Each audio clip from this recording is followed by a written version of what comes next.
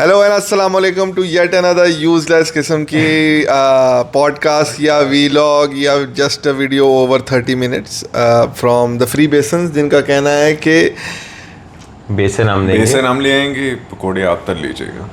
You do whatever with the besans, it's already free.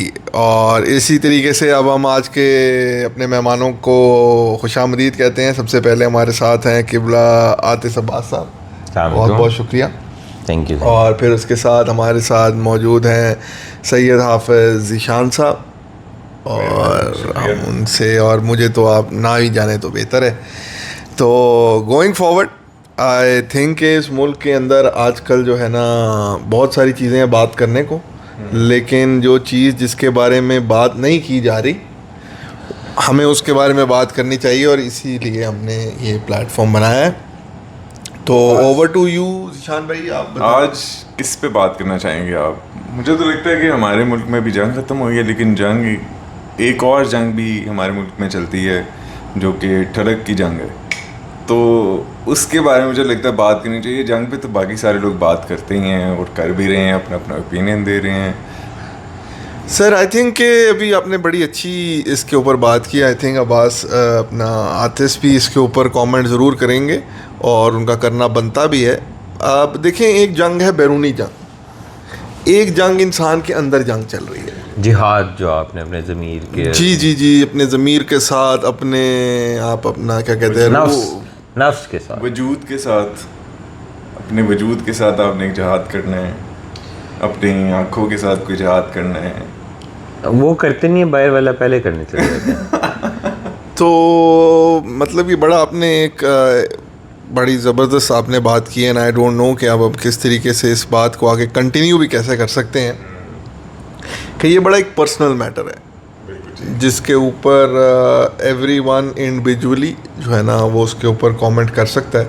लेकिन I think कि अगर ये एक बड़ा पर्सनल मैटर भी है, लेकिन ये एक कम्यूनल मैटर भी है, बहुत सारे लोगों को अफेक्ट करता है। बिल्कुल। आपके बहू बेटियां इस तरीके से सड़कों में निकलती हैं, तो ये आपकी अपनी पर्सनल ठरक किसी के लिए जो है ना परेशानी का बायस बन सकती है।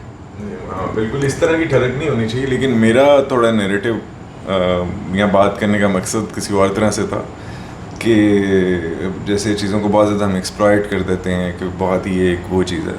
मेरे मुताबिक मुझे लगता है कि ठरक तो बेसिक एक इमोशन है, और वो औरतों में भी उतना ही पाया जाता है जितना मर्दों के। कैसी बात है? नहीं मतलब यार, हम हैसियत एक इंसान पैदा हुए हैं, तो इमोशंस, फीलिंग्स, चीज़ें, ये सारी चीज़ें तो मौजूद है ना हमारे अंदर। लेकिन जो हमने जिस सोचा था ना, वो ये सोचा था कि जो ठरक है वो इंसान को कहाँ ले जाती है, जैसे सड़क इंसान को कहीं पे भी ले जाती है ज़िंदगी में, या इवन लोकेशन में ठरक बड़ी बड़ी जगह ले जाती है। क्या मैं सही कह रहा हूँ? हाँ जी सर, कई लोग, मैं रिसेंटली एक एग्जांपल थी कि वो एक बंदा था, वो उसने कोई औरत फंसाई, उसने कहा शादी कर लो मेरे साथ, और वो कच्चे के इलाके में जा रहा था और उसको पुलिस वालों ने बचाया कि तुम कहाँ जा रहे हो। उसने कहा ऐसे ऐसे मैं लड़की पसंद आई है मुझे, और ये और वो। तो उन्होंने फिर आगे फ़ोन करके पूछा कि जी लड़की का, तो लड़की थी नहीं, वो लड़का थी। और हाँ, वो ऐसे तो आपको पता है बहुत सारे वाक़े हैं। हो सकता है वो अपने आप को आइडेंटिफाई एज फीमेल करता हो। आजकल ये जो बिल्कुल, ये तो बिल्कुल तो सिर्फ आपकी एक स्टेट ऑफ माइंड है। बिल्कुल ऐसे ही है, बिल्कुल ऐसे ही है। लेकिन ये उसे इट कह के मुखातिब करना चाहिए। his/her नहीं, his/her इधर आओ तो नहीं ना कहेंगे, इट कह के मुखातिब करेंगे ना। It is not possible. मतलब कि वो they don't want to define it ना। I don't care यार my friend, let's get back to the topic। हाँ, कि ठरक इंसान को किस सड़क पे ले आती है। GT रोड पे ब्रेकां लगियां बिलो तेरी टोर वे के, क्या मतलब कि इसमें जो है ये गाना इतनी खूबसूरती से ये सारी चीज़, हमारे जो टॉपिक है उसको एक कतरे में समा देता है। अच्छा। यानी अगर हमारा एक ठरक और सड़क, जैसे हमने भी इंसान को कहीं भी ले जाती है, तो इस गाने में GT रोड भी मौजूद है, एक शारा आम है, एक शारा आम है, और बिल्लो की टोर जो देखता हुआ आ रहा है एक ड्राइवर, वो तो है ही ठरकी इंसान। वो एक ठरक को मतलब कि तुम सड़क जो है ना वो तुम अपना सड़क देखो, तुम बिल्लो देख रहे हो। वो सड़क के जज्बात को भी जो है ना ऐसी वो उस accident होते तरीके हैं। से अपना एक्सप्रेस कर रहा होता है। ब्रेक एक मैकेनिकल फंक्शन है जो आपके इमोशंस, डर जब फियर आता है आप ब्रेक लगाते हैं तो वो लगती है, और उसकी वजह से हैसल पूरे शहर को हो जाती है, क्योंकि जीटी रोड एक बहुत मसरूफ सड़क है। यानी कई दफ़ा आप अपनी हिफाजत के लिए भी जो इस तरीके के इकदाम कर रहे होते हैं वो दूसरों के लिए प्रॉब्लम का बायस बन जाता है। तो साद आपको क्या लगता है कि बिल्लो को रोक देना चाहिए जीटी रोड पे आने के लिए? ये पहले भी बहुत सारी डिबेट्स हो चुकी हैं इसके ऊपर। वो बेचारी बिल्लो का क्या कसूर है यार, अगर वो जीटी रोड पे ब्रेक लग जाती हैं? सर आई थिंक इसके लिए जो है ना बिल्लो उसको अंदरूनी सड़क नहीं लेनी अंदरूनी चाहिए। सड़क नहीं लेनी चाहिए। आई थिंक जिस तरह अगर 1 to 5 मोटरवे पे नहीं आ सकती ना, तो जीटी रोड के ऊपर बिल्लो उसको बैन कर देना चाहिए। बिल्लो को बैन कर देना चाहिए, जैसे बिल्कुल, लाइक बिल्कुल। कि अपना ट्रैक्टर ट्रालियां और इस तरह की चीज़ें। इस और तरह अगर की- बिल्लो अपने आप इस तरह की को, पॉलिसी इन्फोर्स आई थिंक इसके ऊपर टोटल बिल्लो की जो है ना अपना वो इंजन साइज पे भी डिपेंड करता है। अगर बिल्लो 1000 cc प्लस है तो बिल्लो मोटरवे पे जा सकती है। बॉस बिल्लो किसको जी। समझ रहे हैं आप? बिल्लो जो एक गुजर रही थी वहाँ से, जी जी तो उसकी टोर को देख के जी। लोगों की ब्रेकें लग गई। Below can be anything just like gender. Below can be a Mazda, below can be a wagon. बिल्लो कैन भी एक सड़क क्रॉस करने वाला कुत्ता। वैगनों के पीछे बिल्लो लिखा होता है। मुझे तो पता था कि मुझे ये बात करनी है कुछ समझदार लोगों से। Metaphorical- यहाँ नहीं देखिए, वो ट्रक ड्राइवर आते हैं। ड्राइवर की ओरिएंटेशन पे डिपेंड करता है। उसको गाड़ियों का शौक है तो उसको मज़दा पसंद आएगा, ये पसंद आएगा। जी जी सर आपकी वो- नाइस शर्ट, फलस्तीन वेरी नाइस। जी सर। Thank you, वो बहुत कैसे शुक्रिया कहते सर। हैं, अच्छा अच्छा बाइक दे रहे हैं मुझे। सोचा कि क्यों ना इतनी देर में हमारा जहाज जो है ना थोड़ा थक गया होगा, उसको थोड़ा जो है ना। सर नहीं नहीं आप मैं ही हूँ। अच्छा तो खैर कैसा लगा आपको हमारा जहाज़? बड़ा टाइट जहाज है आपका। It is very nice, I like it. और अभी मैं इसको जो है ना एक्सप्लोर करना एक्सप्लोर चाहेंगे। करना चाह रहे हैं। इसके एरोडायनामिक्स बहुत अच्छे हैं, डबल स्टोरी, जी ऊपर पायलट बैठा हुआ है, नीचे इंजन। ये चोयनीफ का जहाज है। आई डोंट केयर, मेरे लिए एज लॉन्ग एज ये PAF का जहाज है 24-17, जी। और आई लाइक इट, गुड जहाज। और कुछ जहाज़ों में मुझे लगता है आपको बहुत इंटरेस्ट है। Not that exactly but yet it is growing. अब आप देखेंगे क्या प्यारी इसका F-16 टाइप का इसका जो है ना जहाज का स्टाइल है। आतिश मुझे लगता है कि खान सही है, साहब निशाना ठीक है इसका, सर डस निशाना ठीक है, डस निशाना मेरा डस बजता। इसके ये चेक करें ना आप। अच्छा, हमारा ये था कि ठरक जो है हाँ जी बॉस, वो इंसान को सड़क पे भी ले आती है। डेफिनेटली उसके कोई वाकया बताना सर, वो चाहेंगे आप? कबर में भी लेके जा सकती है। आप सड़क की बात कर, सड़क कवर बिल्कुल डायरेक्ट है। नहीं मुझे मतलब आई थिंक अगर सड़क पे ठरक ले आए ना वो फिर बेहतर है, क्योंकि ठरक आपको डायरेक्ट दी एंड पार करा सकती है। कोई वाकया शाक्या बताएंगे? सर ऐसी चीज़? वाकयात तो कई हैं। मतलब अभी एक बड़ा ज़बरदस्त वाकया मैं आपको बताता हूँ कि एक दफ़ा का जिक्र है कि हमारे एक दोस्त हुआ करते थे, उनका नाम था KK, ठीक है। ठीक है। तो मतलब वो कुछ अपना, उनकी जो रंग था वो कुछ अपना ब्लैक लाइव्स मैटर टाइप था, ठीक है।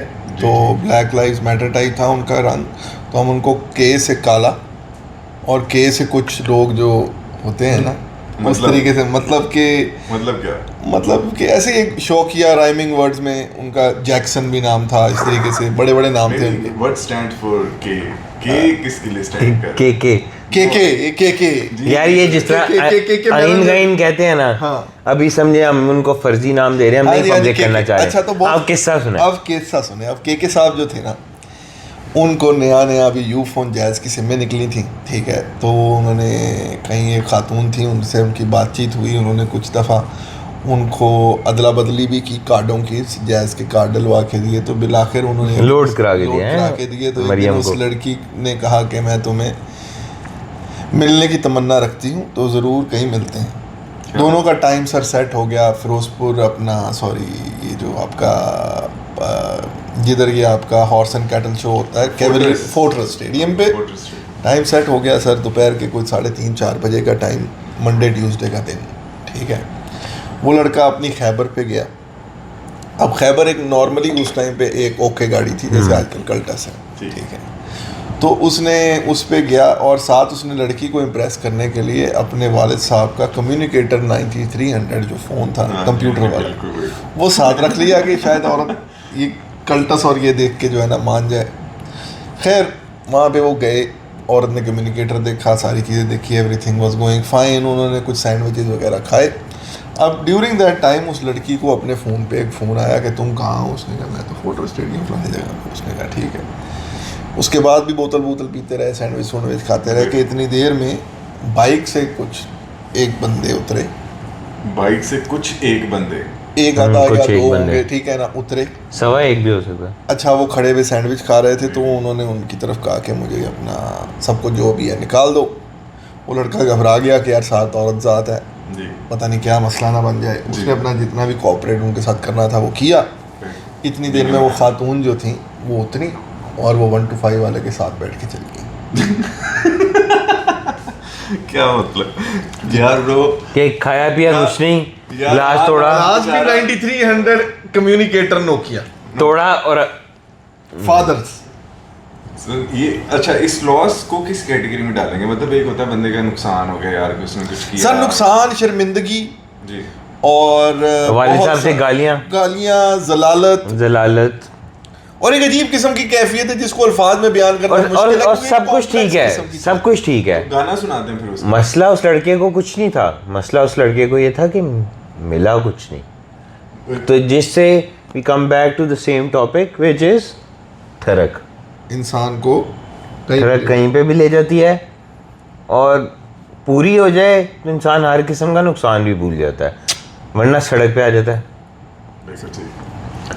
तो हमारे एक बड़े अच्छे राइटर साहब हैं खलीलुर रहमान कमर, उनको भी जगह पहुंचा दिया ठरक ने। ओ सॉरी, मतलब कि वो तो मेरे ख्याल में उनको नहीं वो ये गलत नहीं मकसूद पे पहुंचा दिया। उन्होंने भी अगलों को चाहते थे, उन्होंने भी अगलों को पहुंचा दिया। ओके ठीक।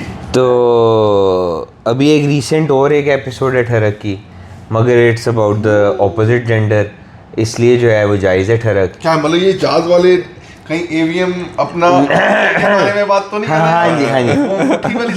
हाँ जी जी, जिनको अगले दिन उन्होंने हेडक्वार्टर से अंगूठी पहना के भेजा, असल हेडक्वार्टर में। आपने बॉम्ब ड्रॉप कर दिया।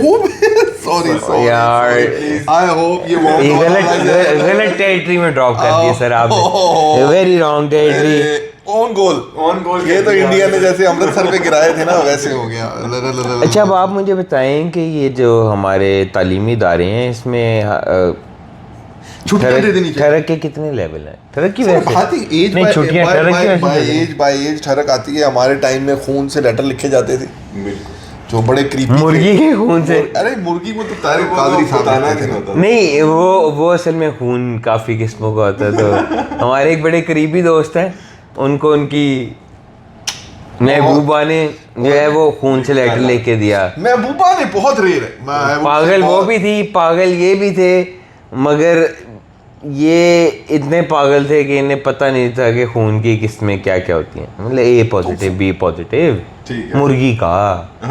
समझ रहे हैं ना आप? समझ रहे हैं कहानी? हाँ, वो टेस्ट तो नहीं किया खैर हमने क्योंकि दिल नहीं माना। क्यों खान जी?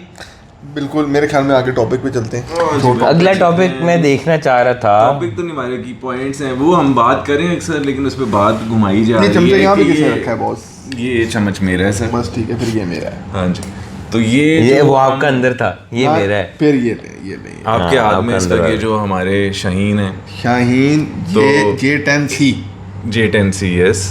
तो इनके AVM के बारे में बात हुई थी जिसमें हम बात कर रहे थे। मैं एक बात करना चाहूँगा कि ये जो जज्बात हैं इस टाइम पूरे मुल्क में कलेक्टिवली पाए जाते हैं औरंगजेब साहब के बारे में। बिल्कुल, अगर आप सिर्फ एक जेंडर को फ्लिप कर दें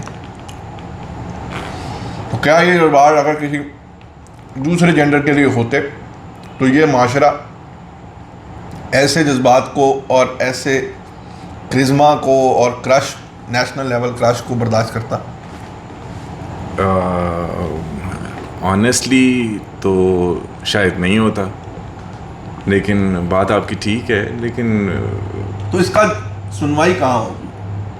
ये मिलिट्री कोर्ट्स में बिल्कुल। आजकल सब कुछ मिलिट्री कोर्ट्स में चल रहा है, तो फिर वहीं पे जाएंगे, वहीं रब्ता करेंगे हम। अच्छा, वैसे एक बात है, मिलिट्री कोर्ट्स भी जो अगर हैं, देखिए अगर वो नॉर्मल कोर्ट्स की तरह हों तो क्या फ़र्क पड़ता है?